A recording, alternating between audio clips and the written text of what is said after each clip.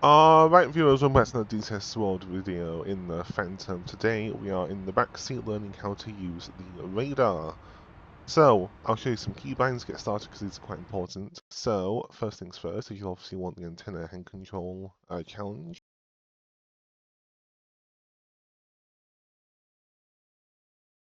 Yep, there we go. So, antenna hand control challenge button. You want the antenna elevation, up, down, key bound. So, that I have it bound on a hat on my stick. You'll also want to bind the radar receiver gain, coarse, and fine. So those are two kind of knobs stacked on top of each other, located here. So it's this here. So that's the fine, that's the coarse. What that'll do is it'll change the sensitivity of the radar antenna, allowing you to. It doesn't allow like full look down, shoot down capability, but it can help against targets slightly lower than yourself. So with that, obviously you need the antenna hand control key bound. Just put that on like an axis or a hat if you don't have an axis spare. And of course, if you want to fire the weapons in the back seat, which I think you can if the front seat selects them for you, you'll want to bind the first and second stage trigger on your flight stick. So let's go do that now.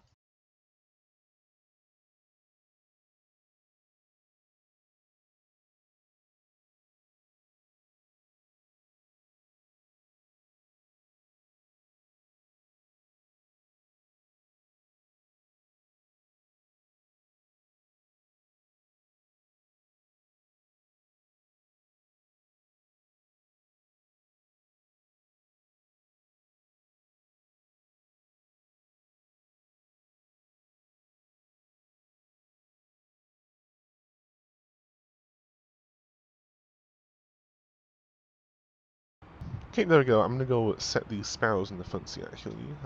So there we go, some sparrows. That's the there we go. Okay, so now to use the radar, you slew the antenna hand control. You see the little cursor moving, and then to IFF you press the challenge button.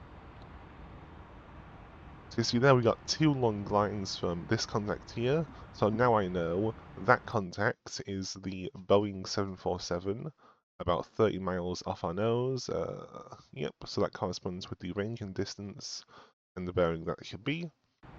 So I also know that's a friendly.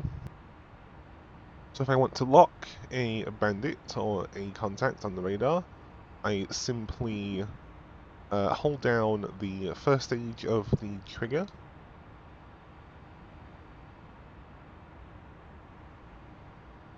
Then I press second stage, and there we go, the target is now locked. In the front seat, obviously you saw in the tutorial I did on the front seat radar, you'll now be getting steering cues to intercept the target. If I place the radar into VI mode, the pilot will now be getting steering cues for an intercept. So that is very good to know. This is kind of BVR radar mode. This is the mode if you want to essentially go banzai and intercept the target.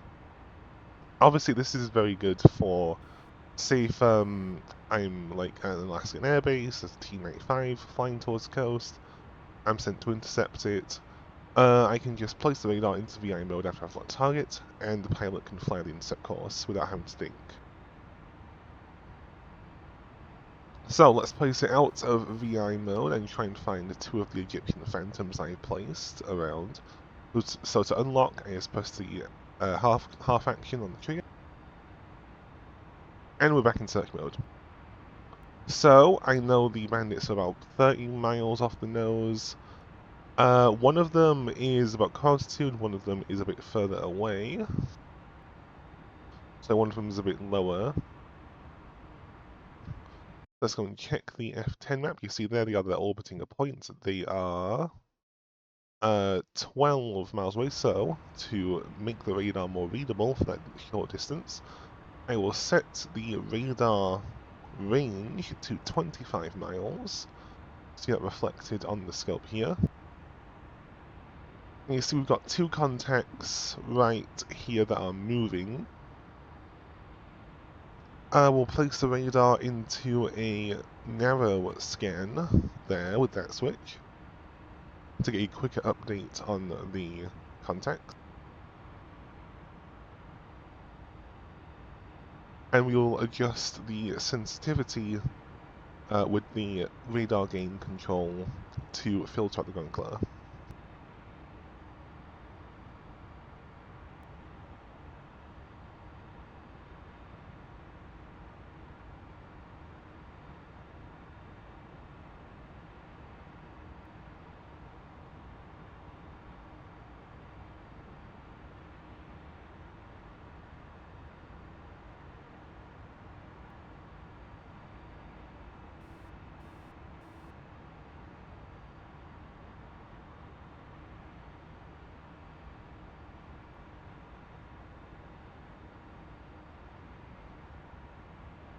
Okay, so I'm pretty sure that is one of our targets there. So let's go lock them up.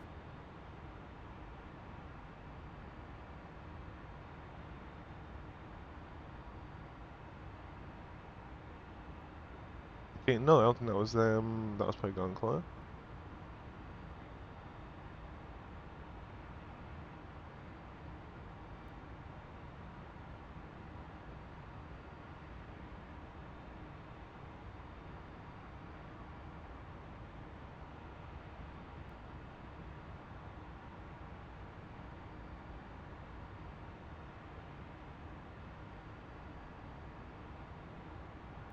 Now, what you see, as I increase the gain, it just completely wipes out the radar. You see, I can't see anything like this. I need to decrease it.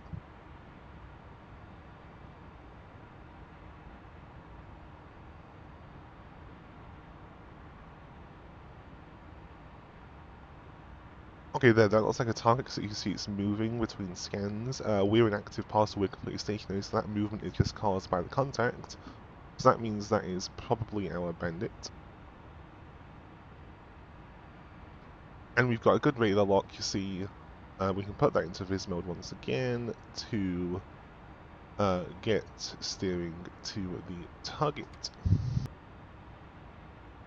But I'll deselect that and go over some of these settings here. So in bore sight mode, which I'll go over in a second, this is used to select the speed gate for the sparrows, which I think I discussed in my pilot radar tutorial using Jester. But in the context of the seat here, this has some important functions for BVR2. So in wide mode, this is showing closure rate in knots. You see as the bandit is kind of orbiting around, the closure rate is changing. If we now set it to nose, I believe this is target course. Let me just check that. I believe we have this guy locked. Heading... Okay, no, so this mode is showing our intercept vector to him, so 220, that's there. That's what we have to fly to intercept them.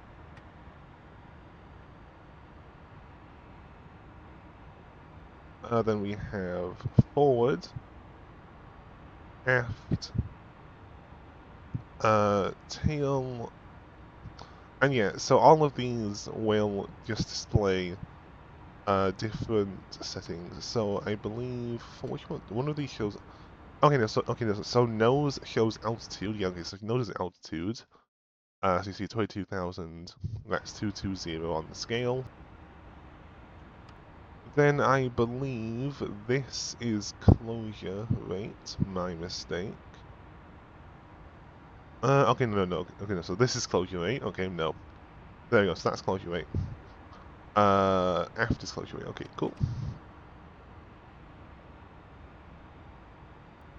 Okay, so we're trying to find the guy that's lower than him. So there, yeah, so he's a bit more forward, so I'll be expecting that on the radar scope.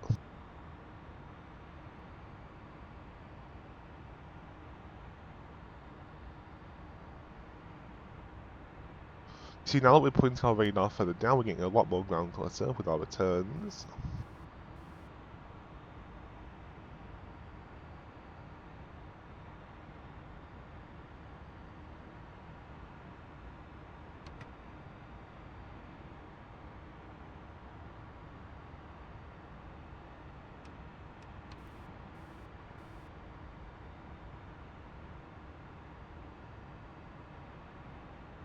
Okay, is that oh, what is that?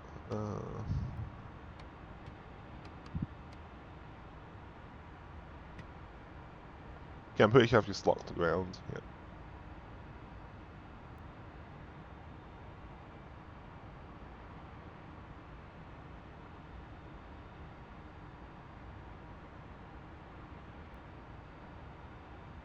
Okay, that looks like a contact. Maybe? I don't know.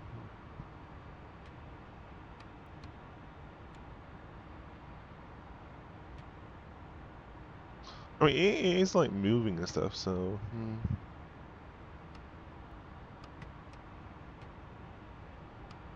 It's not showing an altitude though, so that's interesting. Where is he? Okay, so he's cold now, so I'll be expecting that.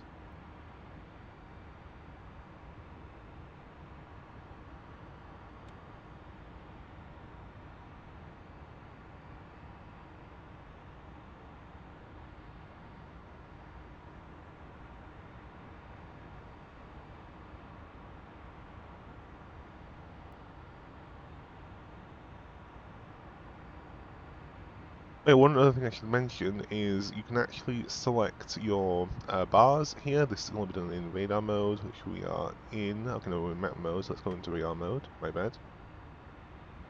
So the difference between map and radar mode is map forces a 1-bar scan. Radar, which is at the air-to-air mode, that can do a 2-bar scan, so we'll do a 2-bar scan now.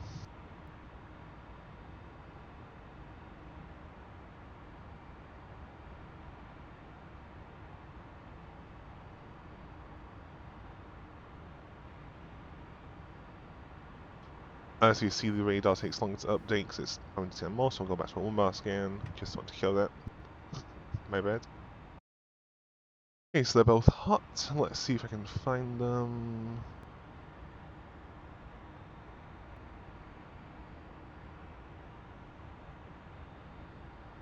Okay, that looks promising.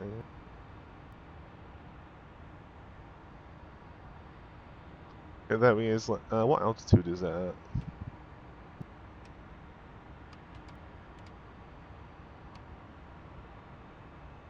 at? It's not giving you a reading.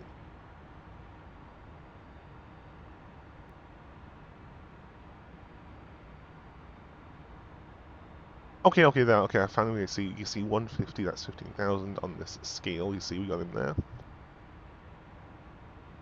Yep. So, obviously, you've seen it is very difficult to lock targets even a little bit below you. We are at how high up are we?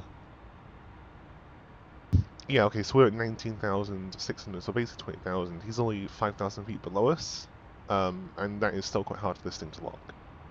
So that just goes to show, yeah, don't try to lock things that are like right below you. That's not going to work. I guess one more useful mode is the, well, not useful, but I guess one mode you should know about is the PPI mode. Now, let me just get it up. In PPI, you cannot lock targets, I believe.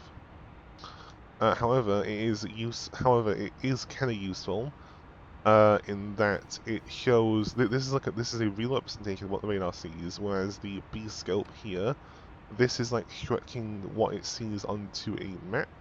So there are some distortions here. Like in the same way that like real like flat maps, they have like distortions to fit a globe onto a flat map. So the reason you use PPI is in map mode.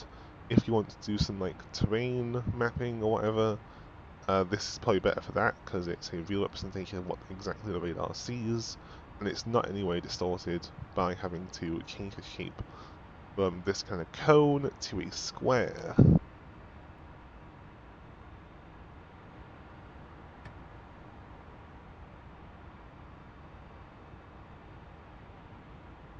So viewers, that'll be it for today's video. Don't forget to like, share, and subscribe.